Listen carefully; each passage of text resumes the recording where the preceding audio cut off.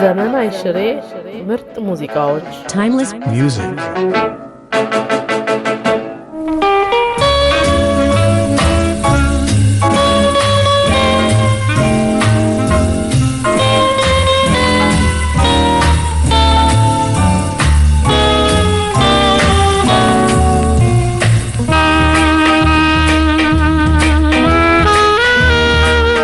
ምክትል የመቶ አለቃ ወርቁ አየለ ናቸው ላኩልን ከቀብሪ ዳሃር ጽሁፉ የሳቸው የተስተካከለው በዝግጅት ክፍላችን እንዲህ ይሏል። እንዴት ይሏል? ፊልም ቤት ገብቶ ማንቀላፋት፣ ሌላው ሲበላ መጥፋት፣ እየተጠናወተው የሚጠጣ ሲመክሩት የሚቆጣ፣ በጎን አፍቅሮ መነጫነጭ፣ ትዳርን በለጋነቱ የሚቀጭ፣ ደሞዛው ደሞ ዳራጣ፣ ካምናው ዘንድሮ የማይቀጣ፣ ሽንት ቤት ቁጭ ብሎ ጥርስ መፋቅ፣ ባንዱ ለቅሶ ሌላው መሳቅ፣ ታክሲ አቁሞ ሰዓት መጠየቅ፣ ቁም ነገር ከሰከረም መጠበቅ፣ እግርን ባዶ አርጎ ክራባት፣ ባለ ጉዳይ ቆሞ ስልክ ማውራት፣ አለባበስ አይቶ መታለል፣ የማንነቷን ምንነቷን ሳያውቁ መከተል፣ አሮጊት ሆኖ ቦላሌ፣ ዳንስ ቤት የሚያመሽ ሽማግሌ፣ ከሰው ቤት ሚስቱን የሚቀጣ፣ ሰክሮ በሌሊት የሚመጣ፣ የራሱን ከቤት አስቀምጦ የሌላ የሚያያፍጥጦ አጋጥሞት አይተውታል። ታዲያ ይሄን ምን ይሉታል? ጽሁፏማ እንደ ጸሐፊው አባባል ኬክ ናት ምን ይጎላታል።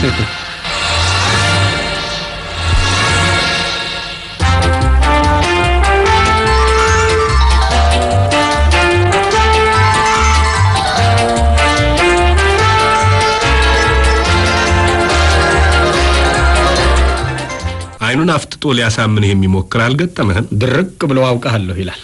እኔ ዘነጋሁ ሲሉት እገሌን ታውቀው ይወለ ይለውታል። እሱንም ዘነጋሁት ካሉት እዚህ ቦታ ትማር አልነበረም ይለውታል። ረዚ አልገባሁም ካሉ እንትን ትሰራ አልነበረም ይላል። እኔቴ ያሉ እንደሆነ ተሳስተሃል እኔ ግን አውቃለሁ ብሎ ድርቅ ከራስ በላይ ምን ታረጋዋለህ ብሎ ዝም። የማሳመን ነገር ከተነሳ ደላላ ገጥሞ ያውቃል። አንገቷ ዝም ብሎ ጣሪያው ከግርግዳው ሊለያይ ኃይለኛ ነፋስ የሚጠባበቀውን ቤት ከፎርሙ ነው ብሎ ሊያሳምን ሲሰራ ድንጋይ ያቀበለ ይመስል መሰረቱ እንዲህ አይምሰሎ የሚል ትንሽ ወጪ ካደረጉበት ለዘላለም ነው የሚኖሩበት የሚለው ደርሶ ሁለቱም ለዘላለም ነዋሪ ሆነው ያለ በለዚያ ኪሎሜትሯ ተገልብጦ ቆርቆሮዋ ተላልጦ ስትሄድ የምትርገፈገፈውን መኪና እንዲህ አትምሰሉ። ጥንካሬዋ በኔ ሁንቦ እንዲያውም አዲስ ነች እድሜዋን ከከተማም አልወጣ መሻለኪያንም አላለፈ ብሎ ሊያግባባ የሚሞክር የአዲስ አበባ አይነቱ ደላላ ሌላም ጋር ይኖር ይሆን?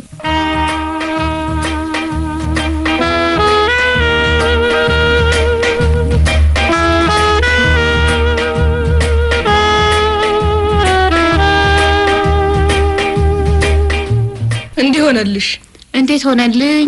ከክፍለ ሀገር ትመጣለች ማ ተገቢ። እሺ ባለዚሁ አዲስ አበባ ነበር? አዎ እሷ ከየትኛው ክፍለ ሀገር መጣች? ቆል ነግርሽ አይደል ትመጣና ይጋባሉ። የመጀመሪያ ባሏ ነው? እህሳ ታዲያልሽ አንድ ቀን ገበያ ሲወጡ ምን ተፈጠረ ልትኝ ይሆን? ሚስት ድሮ የምታውቀውን ሰው ታገኛለች። ባል ሊቆጣ ነው። የት ታውቂዋለሽ ብሎ ፍጥጥ። እውነቱን አትነግረውም ታዲያ? እሷስ መች ደበቀች? ነገረችው። የት ነው የምታውቂው ቢላስ ድሮ ባሌ ነበር አለችው። ሁለተኛው ነው ቤኛ። አንቺም አልገባሽ? እንዴት? እሷ የመጣችው ከባሌ ክፍለ ሀገር ነበር። አያደ መግባት ድሮ ባሌ ነበር አለች። ለማንኛውም ጥፊዋን ቀምሳለች። በኋላ ግን አስረዳችሁ። እሱን አልሰማሁም።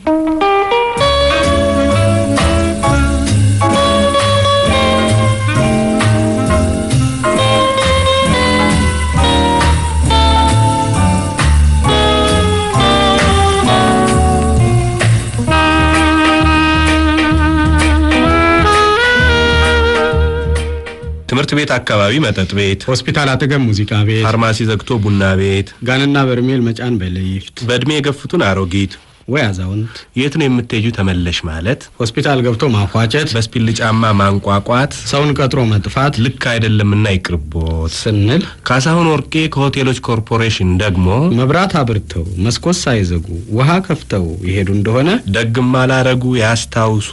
ዘመድ አዝማድ ጓደኛ ያለ ችሎታው በመቅጠር በማሳደግ ይጠቀሙ እንደሆነ ይቅርቦ። ስልጣኑን በመመካት የእድገት ቀዳዳ እየፈለጉለት እንደሆነ ይቅርቦ። አድርባይ እንደሆኑ ይሄም ይቅርቦ።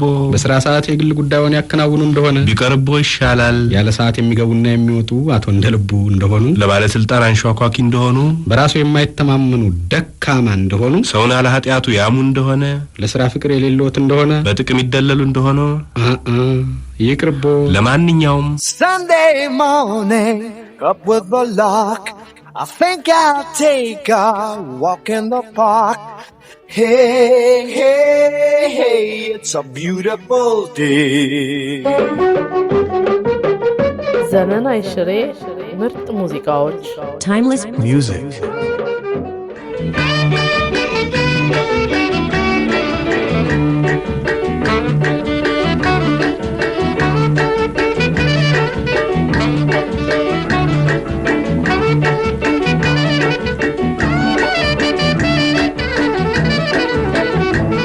በብዙ አገር ብዙ ሬሳዎች ብዙ ታሪክ የሰሩ አሉ።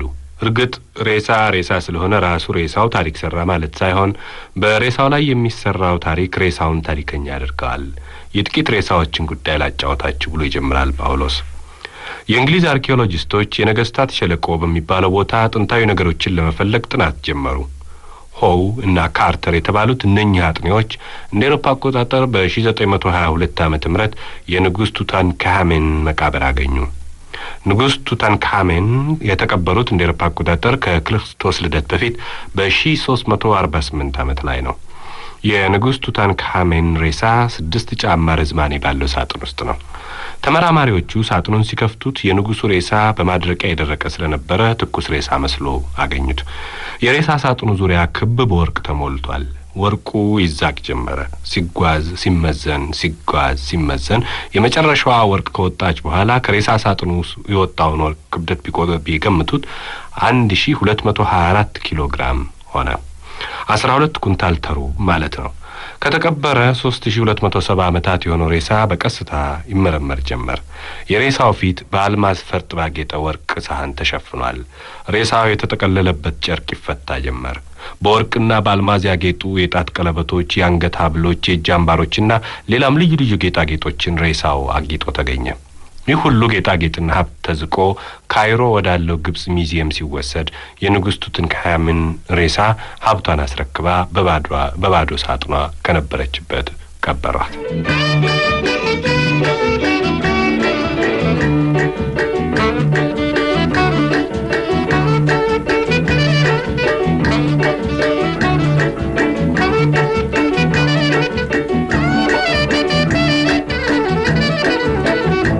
የካስቴል ንጉስ ፔድሮ ገና በወጣትነታቸው ኢኔስ ደ ካስትሮ የምትባል ልጅ ወደዱ። ሉሉ ይችልን ልጅ ላግባ ብለው አባቷን ጠየቁ። የኢኔስ አባት እኔ ፖለቲካ መዘዝ ውስጥ ባንቺ ሰበብ አልገባም ብለው የዚያችን ውብ ልጅ ራስ ቆርጠው ጣሉት። ሉል ፔድሮ አዘኑ። አባታቸው ሞቶ ሉል ፔድሮ እንደነገሱ የኢኔስን ሬሳ ከተቀበረበት አስወጥተው ሬሳው የንግስት ልብስ ለብሶ በዙፋን ላይ እንዲቀመጥ አደረጉ። ይህ በማሚ የደረቀው የኢኔስ ሬሳ በዙፋን ተቀምጦ ንግስት መሆኗን ንጉሱ በአዋጅ አስነገሩ። ሬሳው ባለበት የዙፋን አዳራሽም ልክ በህይወት ላሉ ነገስታት በሚደረገው ደስታና ማንኛውም ነገር እንዳይጓደል አዘዙ። ማንኛውም የመንግስታቸው ባለስልጣን ወይም መኳንን ጧት የዙፋን ልብስ ለብሶ ዙፋን ላይ ወደ ተቀመጠው ቆራጣ ሬሳ ዘንድ እየገባ እጅ እንዲነሳ ሲደረግ፣ በስልጣን ከፍ ያሉ ሰዎች ግን የሬሳውን እጅ እንዲስሙ ተፈቀደላቸው። ይህን የሐሳባቸውን ፍቅር በተግባር የገለጹት ንጉስ ፔድሮ በ1369 ዓመተ ምህረት ሞቱ።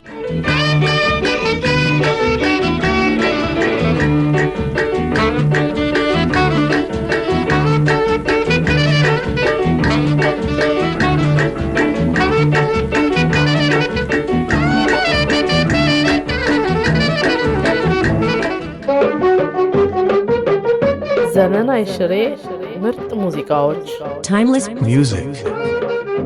የንጉስ ሄንሪ አምስተኛ ሚስት በ1437 ዓመተ ምህረት ሞቱና የልጅ ልጃቸው ሄንሪ ሰባተኛ ሬሳቸውን በማሚ አድርቆ በዌስት ሚኒስተር ገዳም ውስጥ አኖረው። ሬሳውን የያዘው ሳጥን ከመሬት ከፍ ብሎ የተቀመጠ ሲሆን የኛን ውብ ሴት መልክ ህዝቡ እንዲያይ ተብሎ የሬሳ ሳጥኑ ከወገቡ በላይ ግልጽ ወይም ክፍት ነበረ። በኋላ ጊዜ ህዝብ እየበዛ ስላስቸገረ የሬሳ ሳጥኑ እንዲዘጋና ለማየት የሚፈልግ ሰው 1 ሽልንግ ሲከፍል እንዲከፈትለት ተብሎ ተዘጋ። ሳሙኤል ፔፕስ የተባለ ሰው 36ኛ ዓመት የልደት በዓልን በሚያከብርበት ዕለት ያን የንግስቲቱን ሬሳ ለማየት ሄደ። ከዛ እንደደረሰም 1 ሽልንግ ከፍሎ የሳጥኑ መዝጊያ ተከፈተለት። ሳሙኤል ያን ሬሳ ቅፍ አድርጎ ሳመው። ተይዞ ሲጠየቅም መጀመሪያ ነገር ንግስቶችን የማቀፍ ምኞት ስለነበረ ንግስቲቷን በማቀፌ ምኞት የተሳካ፣ ሁለተኛው ነገር ንግስት ስም ያላውቅ ስለነበር ለመጀመሪያ ጊዜ የንግስት ከንፈር ሳምኩ። ከዚያ ወዲያ የፈለጋችሁትን አድርጉ አለ። ሳሙኤል ምኞትና ሐሳቡን ሬሳ በመሳም ስለተወጣው የንግስቲቱ ሬሳ ከቦታው እንዲነሳ ተደረገ።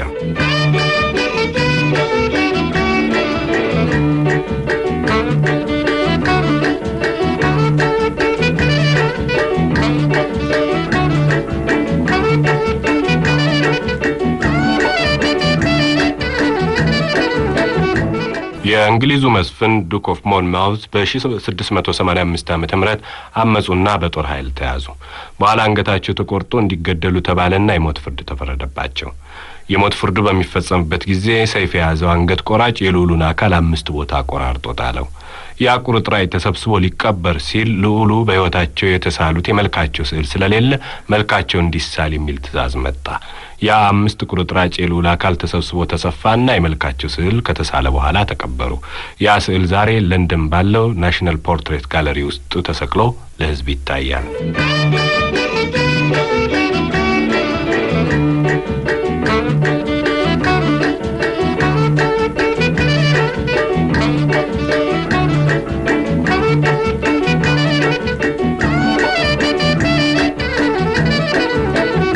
የአርጀንቲና ፕሬዝዳንት የነበሩት ጁዋን ፔሮን ሚስታቸው በ1952 ዓመተ ምህረት ሞቱባቸው። ባልየው የሚስታቸውን ሬሳ አድርቀው እንዲቀመጥ አደረጉና አንድ ታላቅ የመታሰቢያ ቤት ሰርተው ከዚያ ውስጥ ሬሳውን ለማስቀመጥ አሰቡ። ሐሳባቸው ሳይፈጸም ሚስታቸው በሞቱ በ3ኛው ዓመት ማለት በ1955 ዓመተ ምህረት ፕሬዝዳንቱ ከስልጣናቸው ተገለበጡ። ሸሽተው ወደ ስፔን ሄዱ። ፕሬዝዳንት ፔሮን በስደት ወደ ስፔን ሲሄዱ የሚስታቸውን ሬሳ በአንድ በኢጣሊያኖች መቀበሪያ ቦታ በሌላ ሰው ስም ተደርጎ ተቀበረ። እንደ አውሮፓ አቆጣጠር በ1971 ዓመተ ምህረት ፔሮን የሚስታቸውን የወይዘሮ ኢቫ ፔሮንን አጽም ከተቀበረበት አስወጥተው ወደ ቤታቸው ወሰዱት። በቤታቸው ማታ ማታ እራት በሚበላበት ጊዜ ያ የኢቫ አጽም ከምግብ ገበታ እንዲቀርብ ይደረግና ከፔሮንና ከአዲሷ ሚስታቸው ከኢዛቤላ ጎን ይቀመጣል። በእንዲህ ያለ ሁኔታ 4 ዓመታት ከቆዩ በኋላ አዲሷ የፔሮን ሚስት አዲስ ክፍት የሆነ የሬሳ ሳጥን አዘጋጅተው የኢቫን አጽም ከዚያ ውስጥ ከተው ወደ አርጀንቲና መለሱና በፊት ከሞተውና በክፍት ሳጥን ውስጥ ከተቀመጠው ከባላቸው ሬሳ ጎን እንዲኖር አደረጉ። ሙታኖች በአንድነት ሕያዋኖች ደግሞ በአንድነት መሆናቸው ነው ብሎ ጳውሎስ ጽሑፉን ይደመድማል።